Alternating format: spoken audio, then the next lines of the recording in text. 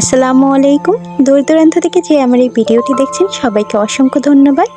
আমি ফারহানা ইসলাম, মুনতাহার রান্নাঘরে সবাইকে স্বাগতম। মাত্র একটি আলু আর ময়দা দিয়ে তৈরি করতে পারবেন এইরকম একটি বিকেলের নাস্তা রেসিপি নিয়ে আপনাদের সামনে হাজির হয়ে গেছি। বাড়িতে মেহমান আসলে অল্প কিছু উপকরণে এবং ঝটপট আপনারা এই রেসিপিটি তৈরি করে ফেলতে পারবেন। তাই ভিডিওটি না টেনে শেষ পর্যন্ত দেখার জন্য অনুরোধ রইল। আর আপনারা যদি আমার চ্যানেল নতুন হয়ে থাকেন তাহলে আমার চ্যানেলকে লাইক এবং সাবস্ক্রাইব করতে ভুলবেন না। তাহলে চলুন ভিডিওটি শুরু করা যাক। নাস্তাটি তৈরি করার জন্য প্রথমে এখানে আমি একটি বাটির মধ্যে 2 কাপ পরিমাণ ময়দা নিয়ে নিলাম। এবার এর মধ্যে দিয়ে দিচ্ছি 1 চা চামচ লবণ আর 1 টেবিল চামচ তেল, দিয়ে দিচ্ছি 1/2 চা চামচ চিনি। এবার সবগুলো উপকরণকে ভালো করে হাতের সাহায্যে মেখে নেব।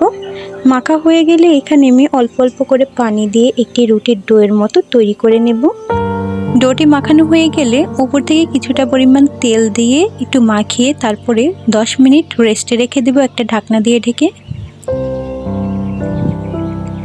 যতক্ষণ এটা রেস্টে থাকছে ততক্ষণ চুলার মধ্যে আমি একটি প্যান বসিয়ে এর মধ্যে কিছুটা পরিমাণ তেল দিয়ে দিয়েছি। তেলটা গরম হয়ে গেলে একটি তেজপাতা, 2টা পেঁয়াজ কুচি, একটি রসুন কুচি আর 2টা কাঁচামরিচ কুচি এখানে দিয়ে একটু ভেজে নেব।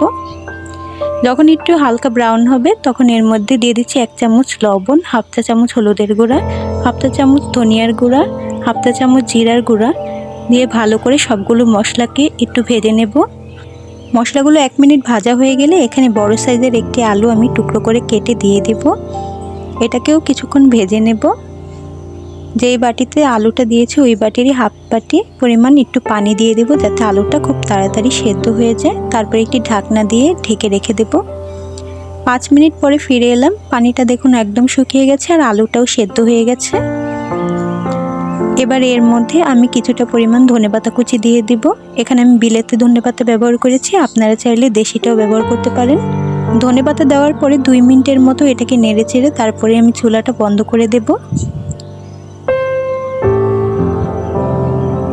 অন্যদিকে আমি যেই ডোটা রেস্টে রেখেছিলাম ওটা দেখুন একদম সফট হয়ে গেছে। এর থেকে আমি 4টি লেচি কেটে নিয়েছি।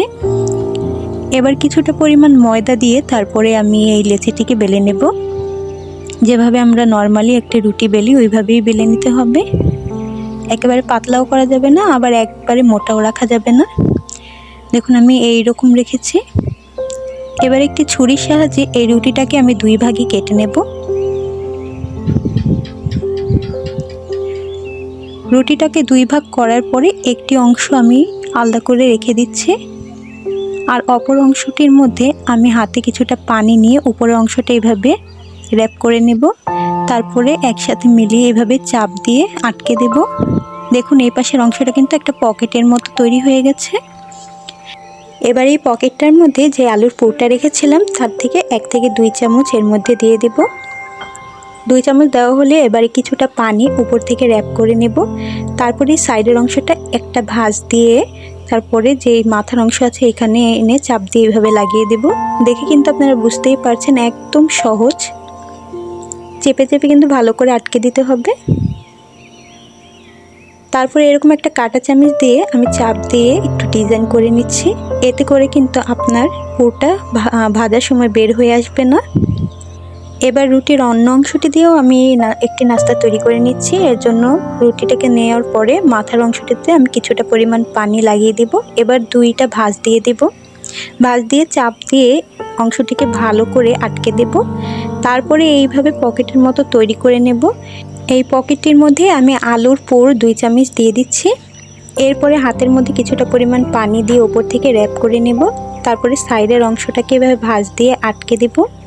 আঙুল দিয়ে ভালো করে চেপে আটকে দিতে হবে। তারপরে একটি কাঁটা চামচের সাহায্যে এটা নিচের অংশটাকে এভাবে চেপে একটু ডিজাইন করে নেব যাতে করে পুরটা বের হয়ে না আসে। আপনারা কিন্তু দেখেই বুঝতে পেরেছেন।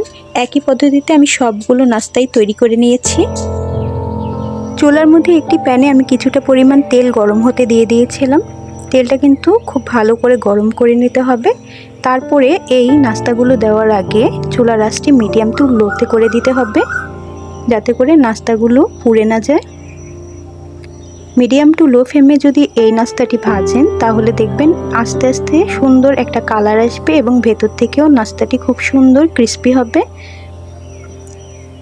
আর যদি আপনারা হাই ফ্লেমে এই নাস্তাটি ভাজতে যান তাহলে প্রথমে উপর থেকে খুব কালার চলে আসবে এবং খেতে ভালো লাগবে না। একটি কাঁটা চামচের সাহায্যে আমি নাস্তাগুলোকে ভালো করে উল্টে পাল্টে দুই পাশ থেকেই ভেজে নিচ্ছি। নাস্তাটি তৈরি হয়ে গেলে দেখবেন দুই পাশ থেকে এরকম সুন্দর একটি সোনালি কালার চলে আসবে। তারপরে আপনারা তেল ঝরিয়ে নামিয়ে পরিবেশন করবেন।